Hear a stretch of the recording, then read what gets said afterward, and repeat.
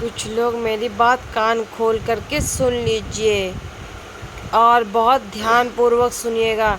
जो लोग कहते हैं ना कि मोटिवेशन कुछ नहीं कहते, मोटिवेशन बहुत कुछ कहते हैं, बहुत कुछ समझाते हैं, लेकिन आप लोगों को समझ में ही नहीं आता है और बिल्कुल ध्यान नहीं देते उन बातों पे, और उसका भुगतान आपको हमेशा सामने देखने को मिलता है, लेकिन आप लोग समझते ही नहीं हैं।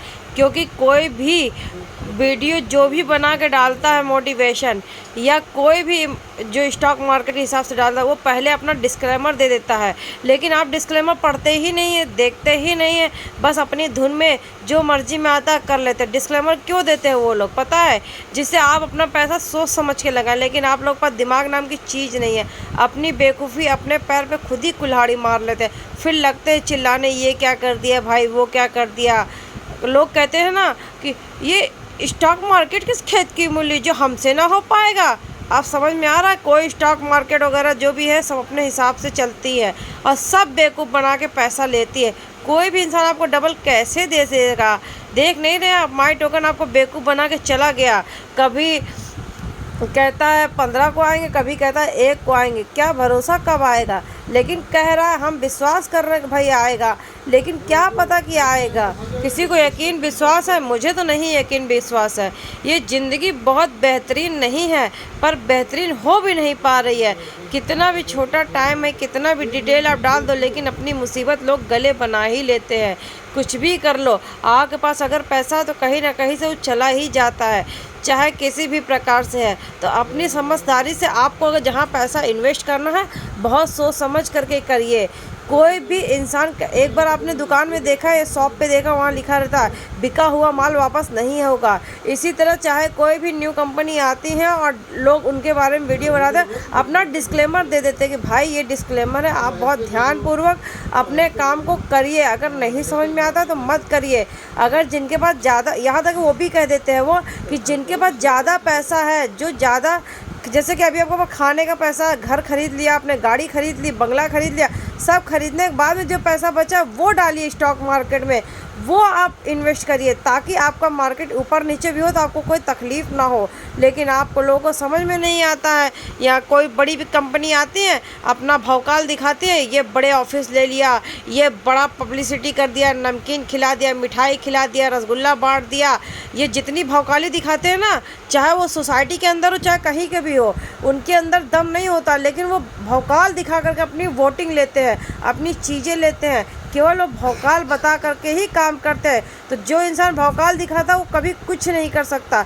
जो इंसान नॉर्मल तरीके से चलता है, बैंक नॉर्मल तरीके से चलती है, आज तक टिकी हुई है। लेकिन कितने बैंक हैं जो कि अपनी भौकाल दिखा, मैं 4% दूंगा, 12% दूंगा, नहीं देते, भाग जाते हैं। अभी तक बैंक ने सिर्फ साल भर में देते हैं आपको 5%। सोचिए, हर 1 लाख पे आपको 5% के हिसाब से ब्याज मिलता है, तो वो टिकी रहेगी। जो कहेगी मैं 1 का डबल 2 लाख कर दूंगा, कौन करेगा यार? यहाँ 1 किलो रोटी बनाने में लोगों की फट जाती है, तो ये कैसे पॉसिबल है? नहीं पॉसिबल, इम्पॉसिबल वाला आप लोग काम कर रहे हो। गेम खेलो, लेकिन इस तरीके से मत खेलो कि बर्बाद हो जाओ। बहुत ज़िंदगी अनमोल हो, बहुत पैसा भी अनमोल है, क्योंकि हर इंसान मेहनत करके कमाता है, लेकिन उसको समझदारी बिल्कुल भी नहीं है। अपनी बेवकूफ़ी खुद ही करता, अपने पैर पे खुद कुल्हाड़ी मारता और लगता है चिल्लाने, ये लेके चला गया, फिर सबको तकलीफ़ देता है वो बंदा चिल्लाने। इससे अच्छा पहले ही अपने पैसे बचा के रखो ना।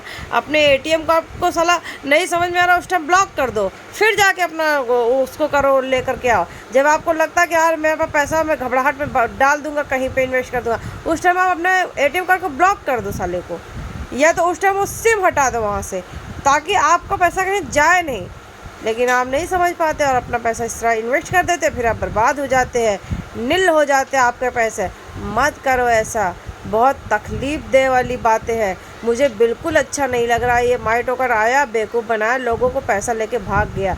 मुझे बहुत तकलीफ, तब से मैं बुखार में भी बीमार भी हूँ, क्योंकि मुझे अच्छा ही नहीं लग रहा। लोग कह रहे थे 12 बजे तक जगना, मैं तो पूरी सुबह 4 बजे तक जग रही थी, मुझे नींद ही नहीं पड़ रही थी। यार इंसान की पैसा चला गया, किसी का तकलीफ़ हो गया, कोई इंसान दुख में है, कितनी कहाँ से पैसे कैसे कैसे मेहनत करके लाता, लोगों को समझ में नहीं। एक झटके में लोग इसका हराम का इसका मेहनत ही नहीं होगा कि, तो इसीलिए मैं कहती हूँ कि अपने पैसों को आपको खुद को संजोना है, लेकिन लोगों को समझ में नहीं आता। मैंने उस टाइम पे वीडियो बनाया था और बार बार कहा था, जिनका चोरी का है, जिन्होंने दहेज लिया, वो पैसे डाले, उनको कौन सा मेहनत है, क्योंकि किसी के बाप ने मेहनत की है ना, आपने थोड़ी ना किया है, तो ये पैसे डाल सकते हैं। लेकिन जिसने खुद खून पसीना, अपना पसीना धूप में बहाया है ना, उसको पता होता है कि मेहनत कैसे होती है, रोटी कैसे कमाई जाती, कैसे का। तब से मुझे खुद को फीवर है, मुझे खुद को समझ में नहीं आ रहा कि मैं क्या करूं। समझ से बाहर चल रही है सारी कंपनियां, आती है चुटकियों में पैसा लेके चली जाती हैं। बहुत तकलीफ़ वाली बात है, अपना पैसा संजो करके रखिए। और होली आ गई है, मुझे लगा था होली में ये हम लोग को सरप्राइज़ मिलेगा और चालू हो जाएगी, स्टार्ट होने बाद कंपनियां पैसा देंगी, हम लोग अच्छे से और अच्छे तरीके से निभाएंगे और अच्छे तरीके से नए नए काम करेंगे। लेकिन नहीं, बर्बाद करके चली गई। अब क्या कर सकते हैं, अब ज़्यादा रो करके भी कुछ फ़ायदा नहीं है, क्योंकि तबीयत ही ख़राब हो रही, मेरी खुद की ख़राब हो गई, बीमार हो गई, क्योंकि मैं दिखा नहीं सकती। मैं इतने दिन तक कभी भी दुख में सुख में कभी भी रहती हूँ, किसी को कुछ अगले को बताने की आदत ही नहीं मेरी। मैं अपनी दुख को अपने तक ही सीमित रखती हूँ। लेकिन लोगों को समझ में नहीं आ रहा। अपनी ज़िंदगी बहुत संजो करके रखिए, अपने पैसे को बहुत हिसाब से रखिए। और हाँ, होली कल बहुत हिसाब से अगर खेलिएगा तो हो सके तो नेचुरल कलर को लेके खेलिएगा, कोई बाहर का ऑर्गेनिक वाला कलर मत लीजिएगा जिससे आपकी तबीयत और ज़्यादा ख़राब हो जाए। तो ध्यानपूर्वक होली खेलिए और गुजिया खाइए अगर बना सकते, नहीं तो कोई मिठाई ले लीजिएगा। मुँह मीठा किसी भी तरीके से किया जाता है, तो मुँह मिठाई कर लीजिएगा। अपना 2 दिन की होली है, आज तो होलिका दहन है, कल होली है और परसों भी होली है। 2 दिन रंगारंग कार्यक्रम है, उसके बाद फिर अपनी ज़िंदगी उसी तरह स्टार्ट हो जाएगी। तो अपना अपना ख्याल रखिए। जय हिंद, जय भारत, वंदे मातरम। अपना अपना ख्याल रखिए और अच्छे से रहिए।